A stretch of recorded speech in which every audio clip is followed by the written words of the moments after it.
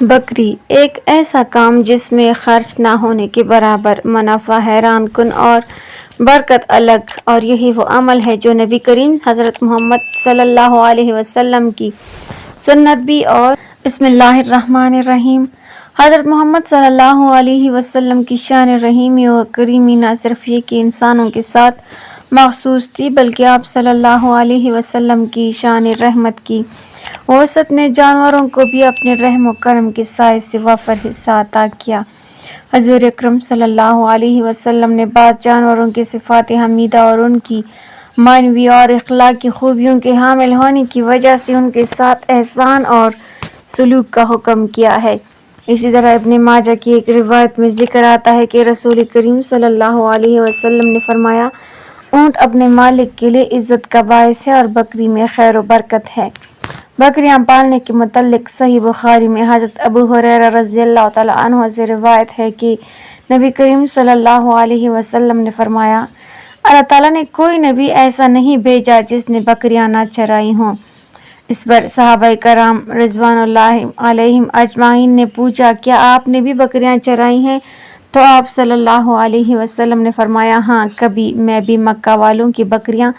چند روپے کی اجرت پر چرایا کرتا تھا۔ تو آج کی اس ویڈیو میں ہم آپ کو بتائیں گے کہ نبوت سے قبل بیشتر انبیاء کو بکریاں چرانے پر جو اللہ تعالیٰ نے مامور کیا تو اس میں کیا حکمت کار فرماتی۔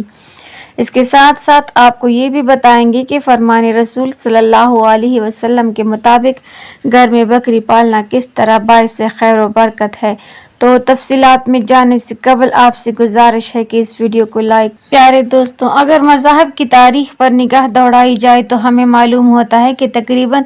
ہر پیغمبر نے بکریاں ضرور چرائی ہیں۔ اب یہ عمل بغیر وجہ کے تو ہو نہیں سکتا، اس میں ضرور اللہ تعالیٰ کی کوئی نہ کوئی حکمت پوشیدہ تھی۔ علماء نے انبیاء کے بکریاں چرانے کی کچھ وجوہات بیان کی ہیں، یعنی اللہ تعالیٰ نے اس عمل سے ان کے اندر کچھ اوصاف پیدا کیے جو ایک نبی میں لازماً موجود ہونے چاہیے۔ مثلاً نبی نے قوم کی قیادت کرنی ہوتی ہے، لوگ مختلف راستوں پر بھاگ رہے ہوتے ہیں، ان کو کنٹرول کرنا اور ایک سیدھے راستے پر چلانا بہت مشکل کام ہے جو بلا شبہ بغیر ٹریننگ کے سر انجام نہیں دیا جا سکتا۔ اس لیے اللہ تعالیٰ نے نبوت سے قبل اپنے نبیوں کی یہ ٹریننگ اور تربیت بکریاں چروا کر ان کے اندر قیادت اور لیڈ کرنے کی صلاحیت پیدا کی۔ دوسری چیز جو ہر نبی میں ہونی چاہیے وہ صبر اور امت کا غم ہے۔ چنانچہ بعض روایات میں آتا ہے کہ ایک دن حضرت موسیٰ علیہ السلام نبوت سے قبل شعیب علیہ السلام کی بکریاں چرا رہے تھے کہ ایک بکری بھاگ گئی۔ موسیٰ علیہ السلام اس کو پکڑنے کے لیے اس کے پیچھے بھاگے، لیکن بکری بھاگتی ہی گئی، یہاں تک کہ موسیٰ علیہ السلام کے پاؤں پر بھاگنے کی وجہ سے آبلے پڑ گئے اور بالآخر انہوں نے اس بکری کو پکڑ ہی لیا۔ چنانچہ انہوں نے جب بکری کو پکڑا تو بجائے مارنے کے ان کی آنکھوں میں آنسو آ گئے اور اس بکری سے کہنے لگے، اگر تجھے مجھ پر رحم نہیں آیا تو اپنے آپ پر ہی رحم کھاتی۔ اللہ تعالیٰ نے فرشتوں سے کہا، نبوت کے لیے موسیٰ ہی موزوں ہیں، کیونکہ امت کا غم کھانے اور ان کی طرف سے اذیت و تکلیف کو برداشت کرنے کے لیے جس حوصلے اور دل جگر کی ضرورت ہے وہ ان میں موجود ہے۔ قیادت اور لیڈرشپ پیدا کرنے کے لیے یہ کام ہر نبی سے کروایا گیا۔ پھر زمانے کے ساتھ ساتھ یہ علم ترقی کرتے کرتے آج سوشل سائنس کے عنوان سے یونیورسٹیوں میں پڑھایا جاتا ہے، اور مغربی ممالک یورپ اور امریکہ کے اکثر لوگ اپنے بچوں کو پہلی ترجیح کے طور پر سوشل سائنس ہی پڑھاتے ہیں تاکہ ہمارے بچے دنیا کی قیادت کر سکیں، اور ہمیں یہ سوشل سائنس نبی کریم صلی اللہ علیہ وسلم کی سیرت سے سیکھنا چاہیے۔ ہمارے لیے دنیا کی سب سے بہترین یونیورسٹی اور کالج ہمارا دین اسلام ہے۔ اگر آپ بھی میرے اس بات سے متفق ہیں تو لائک کر کے کمنٹس میں سبحان اللہ ضرور لکھیے گا۔ اسی اصول کے تحت تمام انبیاء کرام علیہم السلام کی زندگیوں میں آپ کو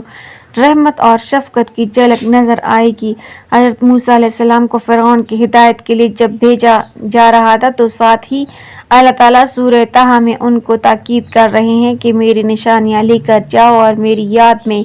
کوتاہی نہ کرو۔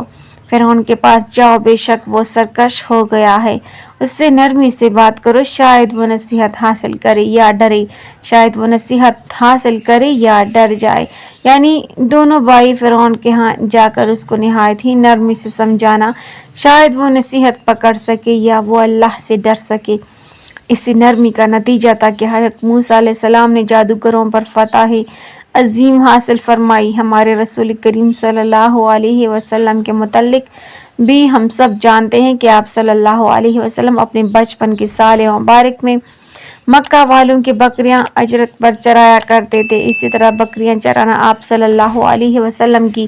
عظیم سنت ہے۔ آپ صلی اللہ علیہ وسلم اونٹنی اور بکری کا دودھ پسند کرتے تھے، اور ابن ماجہ کی ایک روایت کے مطابق آپ صلی اللہ علیہ وسلم نے بکری کو باعث خیر و برکت قرار دیا۔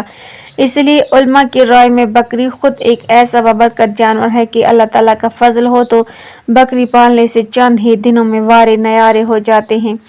اس لیے فتنوں کے زمانے میں ایک ایسے شخص کی تعریف کی گئی جو بکریاں پالتا ہے۔ بخاری شریف کی روایت ہے، حضرت ابو سعید خدری رضی اللہ تعالیٰ عنہ روایت کرتے ہیں، انہوں نے فرمایا، میں تم کو دیکھتا ہوں کہ تم بکریوں کو پسند کرتے ہو اور ان کو پالتے ہو، تم ان کی ہر طرح نگہداشت کرو، ان کی بیماری کا خیال رکھو، اس لیے کہ میں نے رسالت میں آپ صلی اللہ علیہ وسلم سے سنا ہے۔ آپ صلی اللہ علیہ وسلم فرماتے تھے کہ لوگوں پر ایسا زمانہ آئے گا جس میں مسلمان کا بہترین مال بکریاں ہوں گی کہ ان کو لے کر پہاڑ کے دروں میں پانی برسنے کی جگہوں میں چلا جائے گا اور فتنوں سے بھاگ کر اپنے دین کو بچا لے گا۔ دوستو، جانور پالنے کے متعلق اور ان جانوروں کے اوصاف کے متعلق رسول کریم صلی اللہ علیہ وسلم کی بے شمار فرامین موجود ہیں۔ مثلا آپ صلی اللہ علیہ وسلم کا ایک ارشاد ابو داؤد میں رقم ہے، آپ صلی اللہ علیہ وسلم نے فرمایا کہ مرغ کو گالی نہ دو کیونکہ وہ نماز کے لیے جگاتا ہے۔ اسی طرح صحیح البخاری میں حضرت عروہ رضی اللہ تعالیٰ عنہ سے ایک روایت ہے کہ رسول کریم صلی اللہ علیہ وسلم نے گھوڑوں کے متعلق فرمایا کہ گھوڑے کی پیشانی میں قیامت تک خیر و برکت رکھ دی گئی ہے۔ داؤدی کا بیان ہے کہ میں نے عروہ کے گھر میں 70 گھوڑے دیکھے، ان کی پیشانی پر روز قیامت تک مالک کے لیے خیر وابستہ ہے۔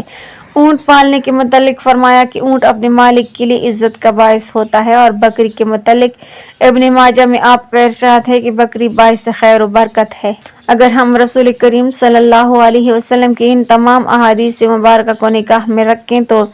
ایک بات تو طے ہے کہ جس گھر میں بھی بکری پالی جائے گی اس گھر میں برکت کا دورہ رہے گا، کیونکہ ایسا ہو ہی نہیں سکتا کہ اللہ تعالیٰ کے محبوب حضرت محمد مصطفیٰ صلی اللہ علیہ وسلم کسی چیز کو باعث برکت قرار دیں اور وہ چیز امت محمدیہ کے لیے برکت نہ لے کر آئے۔ بلکہ سنن ابن ماجہ کی ایک روایت کے مطابق آپ صلی اللہ علیہ وسلم نے بکری کو جنت کا جانور بتلایا۔ اس حدیث کے راوی حضرت ابن عمر رضی اللہ تعالیٰ عنہ ہیں، وہ کہتے ہیں کہ رسول کریم صلی اللہ علیہ وسلم نے فرمایا کہ بکری تو جنت کے جانوروں میں سے ہے، بے شک یہ اللہ تعالیٰ ہی کی حکمتیں ہیں کہ وہ اپنے بندوں کو کس طریقے سے نوازتا ہے۔ سنن ابن ماجہ میں حضرت ابو ہریرہ رضی اللہ تعالیٰ عنہ سے روایت ہے کہ رسول کریم صلی اللہ علیہ وسلم نے مالدار لوگوں کو بکریاں اور نادار لوگوں کو مرغیاں پالنے کا حکم دیا، اور فرمایا جب مالدار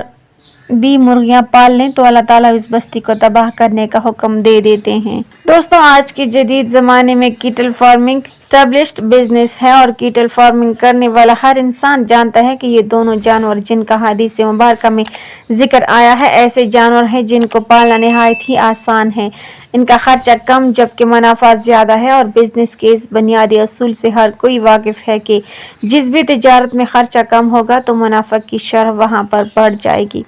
اور یہی وہ برکت ہے جس کے بارے میں رسول کریم صلی اللہ علیہ وسلم نے اپنی امت کو بتایا ہے۔ نیز اگر ماڈرن بزنس لینگویج کی صورت میں ہم بات کریں تو بکری ایک ایسی پروڈکٹ ہے کہ اگر بزنس میں نقصان بھی ہوتا ہے تو یہ کم از کم آپ کے گھر کے لیے خوراک کا بندوبست کرتی رہے گی۔ آپ اس پروڈکٹ سے دودھ اور گوشت جیسی اہم غذائیں حاصل کر سکتے ہیں۔ چنانچہ آپ جس بھی زاویے سے دیکھیں تو ہمارے پیارے آقا حضرت محمد صلی اللہ علیہ وسلم کا یہ فرمان کہ بکری پالنا باعث برکت ہے، ہر لحاظ سے مبنی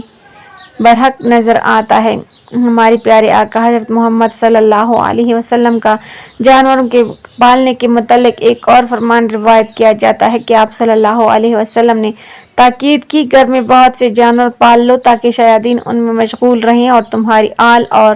تمہاری مال کو نقصان نہ پہنچائیں۔ اس لیے علماء کی نظر میں ہر گھر میں اس طرح کے جانور جیسے مرغیاں اور بکریاں ضرور پال لی جانی چاہیے۔ مختلف ارشادات کی روشنی میں علماء کا ماننا یہ ہے کہ جس گھر میں بکریاں پالی جائیں گی تو اللہ تعالیٰ نہ صرف ان جانوروں کی روزی عطا فرمائے گا بلکہ اس گھر کے مکینوں کا رزق بھی بڑھا دے گا اور اس گھر سے فقر کو ختم کر دے گا۔ صحیح بخاری میں حضرت ابو ہریرہ رضی اللہ تعالیٰ عنہ سے روایت کردہ ایک واقعہ درج ہے کہ جب یمن سے ابو موسیٰ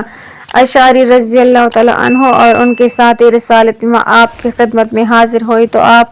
صلی اللہ علیہ وسلم نے فرمایا کہ تمہارے پاس یمن کے لوگ آئے ہیں جو تمہارے پاس آنے والے دوسرے لوگوں کی نسبت زیادہ رقیق القلب اور زیادہ نرم ہے۔